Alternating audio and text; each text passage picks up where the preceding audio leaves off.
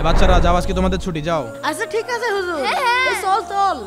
হুজুর শোনেন একটা কথা, হুজুর ওরা আরবি বলতে ঠিকই আসে, কিন্তু বাড়িতে বক্স বাজিয়ে ডিজে গান শোনে। কি আরবি পরে আবার ডিজে গানও শোনে? পড়া শেষ করে যাই গেম খেলবো। কিরে মিথিলাবু, তুই এখানে বসে কাঁদছিস কেন? আজকে হুজুর পড়াবে না? মিশন ভাইয়া, জুনাইদ ভাইয়া, হুজুর আর নেই, হুজুর মারা গিয়েছে। জীবনটা একদম ঝালাফালা করতেছে। ওহো, এই থাম থাম। আহারে, হুজুর মরে গেছে, হুজুরের লাশ কোথায়? আসো আমার সাথে। So so. আরে হুজুর, হুজুর, আল্লাহ হুজুর কোথায় গেলেন? আপনার কি হলো হুজুর? মিথিলা, তুমি যে মুয়াজ্জিম সাহেবকে ডেকে আনো, হুজুরের দাফনের ব্যবস্থা করতে হবে। ঠিক আছে মিশন ভাইয়া।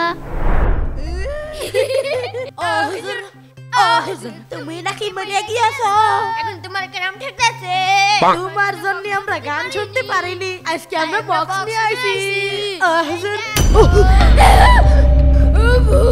হুজুর আপনি মরেননি? না, আমি মরিনি। এবার শিক্ষা হবে। আমি মারা গেছি শুনে তোরা আনন্দ করছিস আর বসে বসে গান বাজনা করছিস? তাহলে তো মিথিলা ঠিকই বলেছিল। জি হুজুর, আমি আপনাকে বলেছিলাম না? হ্যাঁ, তাহলে শোন, মিথিলা কিছুদিন আগে আমাকে বলেছিল হুজুর ওরা আরবি বলতে ঠিকই আসে, কিন্তু বাড়িতে বক্স বাজিয়ে ডিজে গান শোনে। এখন তো হাতে নাতে প্রমাণ হয়ে গেল তোরা আমাকে আর আমার লাঠিকে ভয় পাস, অথচ ভয় পাওয়ার দরকার ছিল ওই আল্লাহকে, যিনি এই গান বাজনা ও বাদ্যযন্ত্রকে হারাম করেছেন। হুজুর আমাদেরকে মাফ করে দেন। আমার কাছে মাপ চেয়ে কোনো লাভ নেই, মাপ চাইতে হলে আল্লাহর কাছে মাপ চাইতে হবে। যারা যারা ইসলামকে ভালোবাসে এক্ষুনি ভিডিওতে লাইক করো, এই ভিডিওতে 10,000 লাইক চাই।